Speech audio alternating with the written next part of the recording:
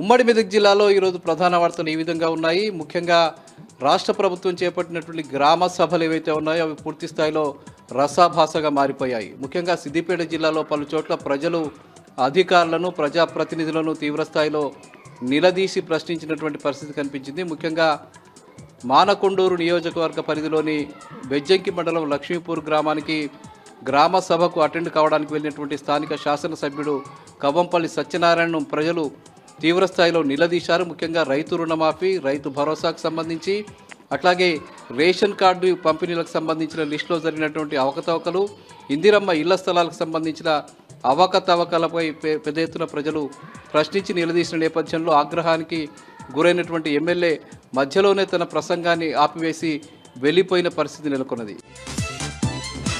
సిద్దిపేట నియోజకవర్గ పరిధిలోని నంగునూరు మండలం పాలమాకుల గ్రామంలో, అట్లాగే సిద్దిపేట రూరల్ మండలం లక్ష్మీదేవిపల్లి గ్రామంలో, ఇంకా దుబ్బాక నియోజకవర్గ పరిధిలోని భూంపల్లి తదితర ప్రాంతాల్లో కూడా పెద్ద ఎత్తున ప్రజల నిరసనలు కొనసాగాయి. చాలా గ్రామాల్లో కూడా ప్రజలు గ్రామ సభలకు వచ్చినటువంటి అధికారులను తీవ్రస్థాయిలో నిలదీసినటువంటి పరిస్థితి.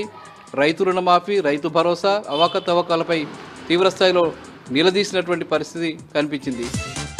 ఇక అటు మెదక్ జిల్లాలోనూ ఇదే పరిస్థితి కనిపించింది. అటు నర్సాపూర్ నియోజకవర్గంలోని పలు గ్రామాల్లో తీవ్రస్థాయిలో ప్రజలు నిరసనలు వ్యక్తం చేశారు. ఇక పిల్లుట్ల గ్రామంలోనైతే అక్కడికి వెళ్ళినటువంటి అధికారుల దగ్గర నుంచి ఫ్లెక్సీని గుంజుకుని స్థానికులు చించివేసినటువంటి పరిస్థితి కనిపించింది. అట్లాగే సంగారెడ్డి నియోజకవర్గంలో, సంగారెడ్డి ప్రాంతంలో, మెదక్ ప్రాంతంలో, అట్లాగే మిగతా ప్రాంతాల్లో కూడా ఇదే పరిస్థితి నెలకొంది. అంతటా కూడా రైతులకు తీవ్రస్థాయిలో నిరసనలు వ్యక్తమైనటువంటి పరిస్థితి కనిపించింది.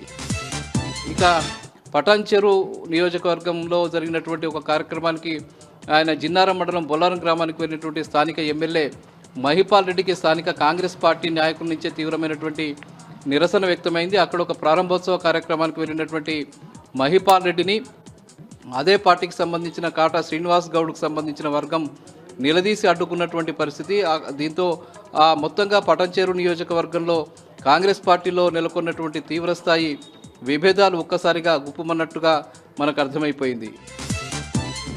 ఆందోళన నియోజకవర్గంలోని జోగిపేటలో ఈరోజు అక్రమంగా తరలిస్తున్నటువంటి రేషన్ బియ్యాన్ని అధికారులు పట్టుకున్నారు. దానికి సంబంధించి కేసు నమోదు చేసుకుని దర్యాప్తు చేస్తున్నటువంటి పరిస్థితి కనిపించింది.